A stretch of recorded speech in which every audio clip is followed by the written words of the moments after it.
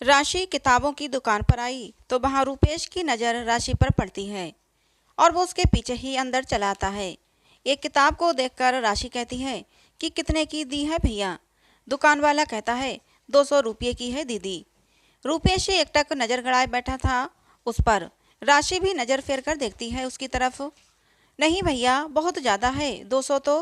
राशि कहती है कोई बात नहीं मैडम, मैं आपके लेवल की सस्ती सी दिखा देता हूँ। ये सुनकर रूपेश बोल पड़ता है, अरे मैडम, सस्ती सी क्यों, यही किताब मेरे पास भी है, मैंने पढ़ी है, बहुत ही अच्छी है, आपको भी दे दूंगा। राशि बिना कुछ कहे वहां से चली आती है। रूपेश ने उसका पीछा करके घर का पता लिया और दूसरे दिन उसे किताब देने घर पर पहुंच गया। राशि अपने पापा के साथ रहती थी। उसकी माँ मर चुकी थी, इसलिए पापा जब मजदूरी पर चले जाते थे तो वो पीछे से घर का सारा काम करती रहती। उसने कॉलेज की पढ़ाई पूरी कर ली थी। अपना अकेलापन दूर करने के लिए वह किताबें पढ़ती थी। रूपेश ठाकुर सज्जन सिंह का इकलौता बेटा था। रूपेश राशि के घर किताब देने गया। राशि को भी वो अच्छा लगा। दोनों में कब प्यार हो गया पता ही नहीं चला। राशि को भी किसी अपने के प्यार की बहुत ज़रूरत थी, इसलिए वह रूपेश को ही सब कुछ मान बैठी थी।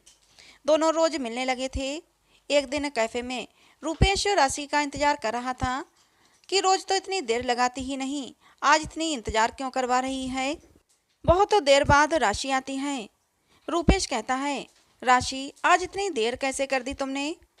राशि आते ही रूपेश के पास रोने लगती है और कहती है कि मेरी माँ ने मुझे जन्मदिन पर एक सोने की चैन दी थी, आज वो न जाने कहाँ गुम हो गई। बस इतनी सी बात, मैं तुम्हें दूसरी सोने की चैन बनवा दूंगा। रूपेश उसे समझाते हुए कहता है, तुम समझे नहीं रूपेश, वो चैन मेरी माँ की आखिरी निशानी थी। राशि कहती है, चलो ना अब तुम रोना धोना बंद करो, मैं तुम्हारे लिए एक तोहफा लाया हूँ, तुमको बहुत पसंद आएगा, तुम देखते ही खुश हो जाओगी।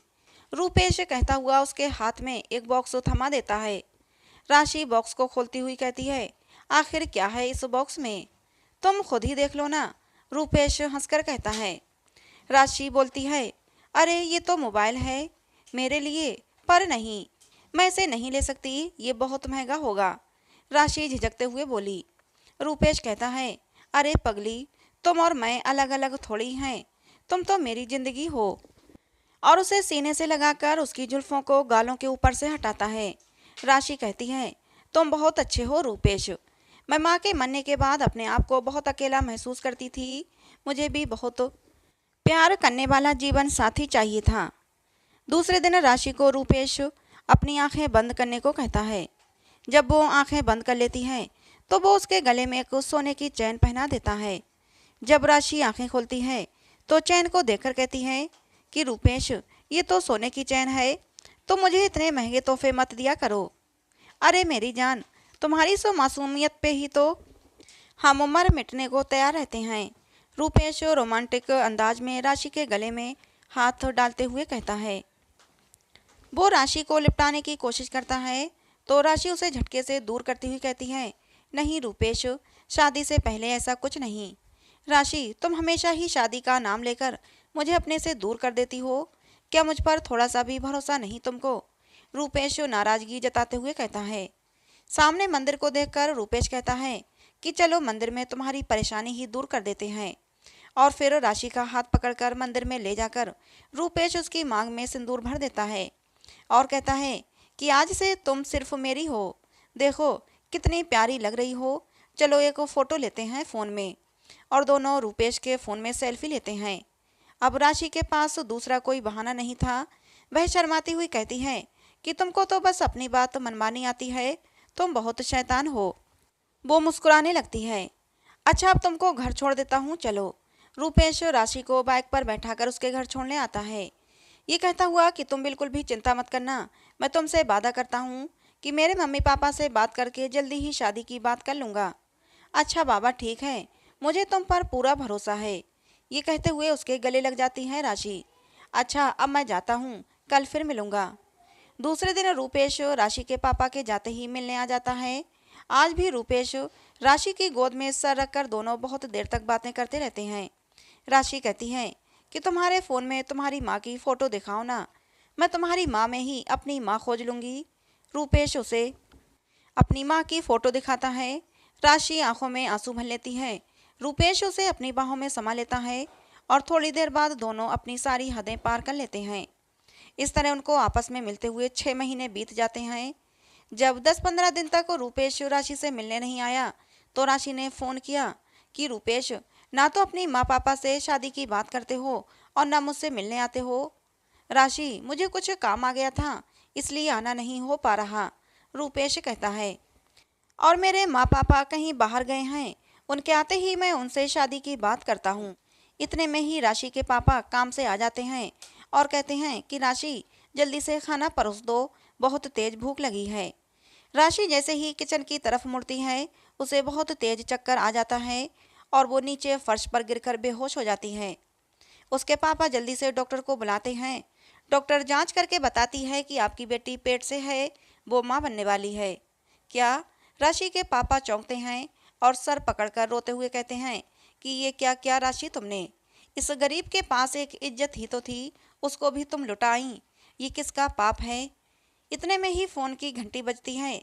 जल्दी से राशि फ़ोन उठाती है और कहती है कि रूपेश, आखिर आप अपने माँ पापा से कब तक बात करोगे? मैं तुम्हारे बच्चे की माँ बनने वाली हूँ। ये सुनते ही रूपेश फ़ोन को रख देता है। उधर रूपेश की माँ कहती है कि आज मेरे इकलौते बेटे का जन्मदिन है, कोई कमी नहीं रहनी चाहिए। रूपेश, तू कल मेरे साथ मंदिर में चलना, वहाँ गरीबों को कपड़े तेरे हाथों से ही देने हैं। जो उनकी दुआएं तेरे ऊपर हमेशा बनी रहें। ठीक है माँ, आप जैसा बोलोगी मैं वैसा ही करूँगा। रूपेश अपनी माँ राधिका का बहुत ही आदर्शवादी बेटा बनता था। राधिका अपने बेटे को बहुत ही संस्कारी समझती थी। अचानक वहाँ राशि के पिता आकर कहते हैं कि आपका संस्कारी बेटा मेरी बेटी की जिंदगी बर्बाद करके आया है। हमारे जैसे अमीरों के टुकड़ों पर पलने वाला 2 कौड़ी के नौकर तुम होते कौन हो मेरे बेटे पर इतना घटिया आरोप लगाने वाले? न जाने किसका पाप मेरे बेटे पर थोप रहे हो। राधिका बड़े गुस्से में कहती है। नहीं ठकुराइन जी, हमारे पास आपकी तरह शानो शौकत तो है नहीं, लेकिन इज्जत बहुत कीमती है, वो भी आपके बेटे ने बर्बाद कर दी है। अगर मुझसे सहमत नहीं तो अपने बेटे से ही पूछ लो। इतने में रूपेश कहता है कि कौन है तेरी बेटी? तू यहाँ से जाता है या धक्के मारकर बाहर फेंकूं? जाने कहाँ से मुंह उठाकर आ जाते हैं। राशि के पिता अपनी इतनी बेइज्जती सुनकर वहाँ से वापस आ जाते हैं और राशि को बताते हैं। ये सब सुनकर राशि कहती है, नहीं पापा, रूपेश मुझसे बहुत प्यार करता है, वो मेरे बच्चे को अपना नाम देगा पापा। मैं अभी उसे फ़ोन करती हूँ। राशि पागलों की तरह फ़ोन मिलाती हुई बस यही बड़बड़ाई जा रही थी, उसे मेरे बच्चे को नाम देना होगा, हमारे प्यार की निशानी को अपनाना होगा। जब वो फ़ोन नहीं उठाता तो राशि के पापा कहते हैं कि बेटी, इस अनचाहे बच्चे को लेकर तुम्हें समाज की ठोकरों के सिवाय कुछ नहीं मिलेगा, इसलिए इस बच्चे को गिराना ही पड़ेगा। नहीं पापा, इसमें इस नन्ही सी जान की क्या गलती है? राशि के पापा थोड़े कड़क होकर कहते हैं, या तो ये बच्चा या फिर मैं, इनमें से किसी एक को चुनना होगा। मुझे माफ़ कर देना पापा, मैं इस बच्चे को नहीं खो सकती। ये कहते हुए राशि अपने पापा के घर से निकल जाती है। रात का समय था।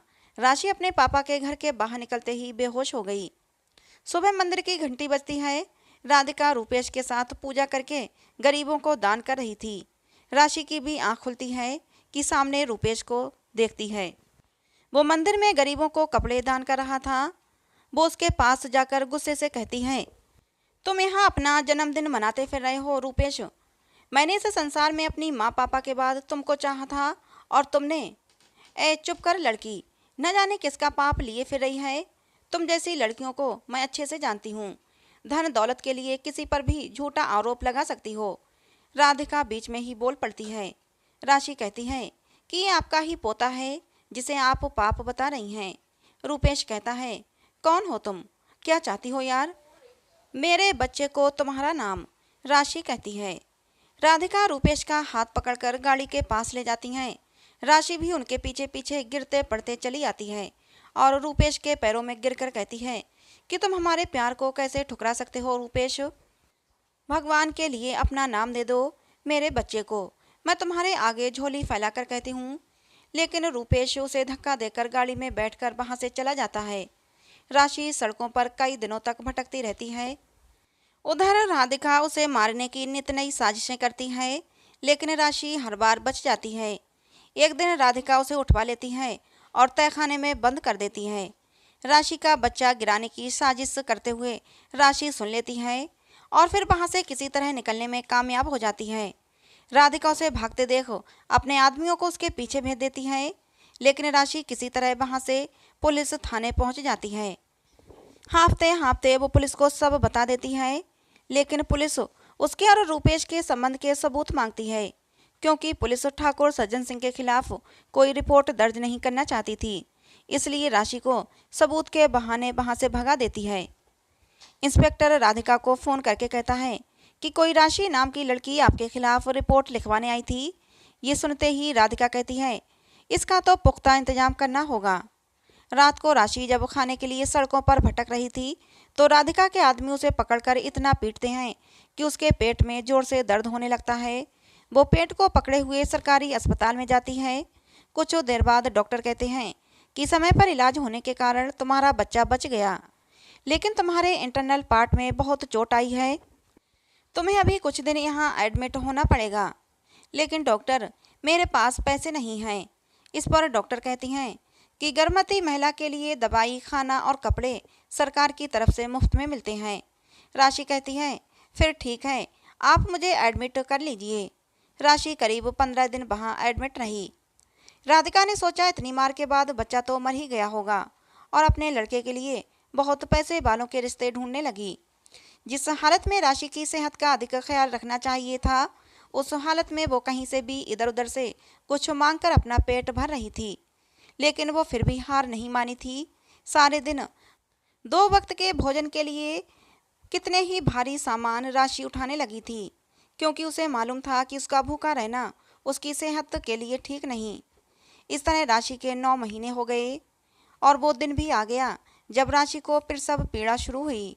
और राशि वो पीड़ा सहती हुई सज्जन सिंह के दरवाजे के पास वाली सड़क पर आकर बैठ गई। राशि को इस हाल में देखकर मोहल्ले वाले इकट्ठा हो गए। रूपेश गाड़ी पर सवार कहीं जा रहा था कि सामने राशि को इस हालत में देखकर उसके होश उड़ गए। भागकर अपनी माँ के पास गया। माँ ने कहा, क्या हुआ रूपेश? माँ, राशि हमारे दरवाजे पर पूरी भीड़ को इकट्ठा करके बैठी है। राधिका और सज्जन सिंह रूपेश के साथ बाहर आते हैं और देखते हैं कि उसे प्रसव पीड़ा हो रही है। राशि कहती है, हैरान रह गई ना राधिका जी कि आपने तो पूरी कोशिश की थी मेरे बच्चे को मारने की, लेकिन आज आप लोग खुद देखोगे कि आपके घर का चिराग कंकड़ पत्थर और सड़क पर ही पैदा होगा। अब यहाँ सबके सामने मुझे मार दीजिए। राधिका जी पूरी कहानी ही खत्म हो जाएगी। राधिका जी सबको अपनी तरफ बेरहम नज़रों से देखते हुए डरकर कहती हैं कि ये लड़की झूठ बोल रही है, आप इसकी बातों पर यकीन मत करना। मेरे बेटे पर न जाने किसका पाप मरना चाहती है। राशि फिर कहती है कि अब तो झूठ मत बोलिए। हाँ, मेरे पास आपके बेटे के खिलाफ कोई सबूत नहीं, तो आप जो चाहे बोलेंगी। मत भूलिए कि आप भी एक औरत हैं, एक माँ हैं। मुझे आपकी जायदाद का बिल्कुल भी लालच नहीं, बस मेरे बच्चे को अपने बेटे का नाम दे दें और कुछ नहीं चाहिए मुझे।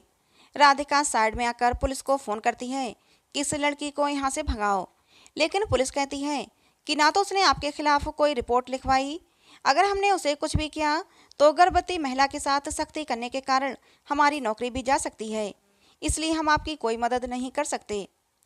उन लोगों में से एक बूढ़ी महिला ने राशि को पानी पिलाने की कोशिश की, लेकिन उसने कुछ नहीं पिया। बोली कि जब तक ये ठाकुर लोग मेरे बच्चे को अपना नाम नहीं दे देते, मैं कुछ भी नहीं खाऊंगी। रूपेश की नज़रों में थोड़ा पछतावा नजर आया, लेकिन माँ के डर से वो आगे नहीं आ रहा था। ये सब सुनने के बाद सज्जन सिंह एम्बुलेंस को फ़ोन करते हैं। राधिका कहती है, ये क्या क्या आपने ऐसा क्या जादू कर दिया जो आप उसकी बातों में आ गए? ये सुनकर सज्जन सिंह उसे एक थप्पड़ मारते हैं और कहते हैं कि बहुत मनमानी कर ली तुम माँ बेटों ने, अब और नहीं करने दूंगा। राधिका, अपने बेटे के प्यार और ऐशो आराम में इतनी अंधी हो गई हो तुम कि तुमको ये भी ज्ञात नहीं कि तुम क्या कर रही हो। अरे तुम भी तो एक माँ हो। अगर राशि की जान चली गई तो पूरी जिंदगी जेल की हवा खानी पड़ेगी, जेल में चक्की पीसोगी, सज्जन सिंह कहते हैं। और रूपेश के हाथ से फ़ोन लेकर राधिका को उसकी और राशि की साथ की फ़ोटो दिखाते हुए कहते हैं कि राशि के पेट में हमारे ही घर का चिराग है। अब तक मुझे भी यही लग रहा था कि हमारा बेटा निर्दोष है, लेकिन जब कल इसके फ़ोन में ये फ़ोटो देखी तो मुझे अफसोस हुआ। तुम दोनों ने उस बच्चे को मारने की जितनी कोशिश की थी, राशि ने उसे दुगनी कोशिश से बचाने में लगी थी। वो चाहती तो बच्चे को गिराकर किसी और से शादी कर सकती थी, लेकिन नहीं, उसने अपने बारे में न सोचकर बच्चे के भविष्य को संवारने की पूरी मेहनत की। रूपेश अपनी माँ के पैरों में गिरकर कहता है कि मैं कायर हूँ, जो अपने गुनाह को सुधारने की कोशिश छोड़कर अपने ही बच्चे का दुश्मन बन बैठा। माँ, उसने तो बार बार मना किया। हमारे बीच जो संबंध हुआ वो दोनों की मर्जी से हुआ था। माँ, आपको जो सज़ा देनी है मुझे दे दो, मेरे बच्चे को अपना लो। राधिका कहती है, गलती तो मेरी है, जो मुझसे एक बार भी नहीं पूछा कि गलती तेरी भी हो सकती है। आज राशि, जो मुझसे उम्र और रुतबे में छोटी होकर भी मेरे सामने सबसे महान बन गई। सज्जन सिंह कहते हैं कि ज़्यादा देर की तो राशि की जान खतरे में पड़ जाएगी, चलो राशि को अस्पताल पहुंचाते हैं। राशि के पास जाकर सज्जन सिंह कहते हैं, हमें माफ़ कर दे बहू, अपने घर के चिराग को सड़क पर जन्म नहीं लेने दूंगा। इतने में ही एम्बुलेंस आती है और रूपेश राशि को गोद में उठाकर उसे एम्बुलेंस में बिठाता है। राशि उसकी तरफ बस आंसू बहाते हुए एकटक देखे जा रही थी। तो दोस्तों, ये कहानी आपको कैसी लगी कमेंट करके ज़रूर बताइएगा। पसंद आई हो तो प्लीज़ लाइक करें, शेयर करें, चैनल को सब्सक्राइब करें। मिलते हैं दोस्तों किसी नई कहानी में।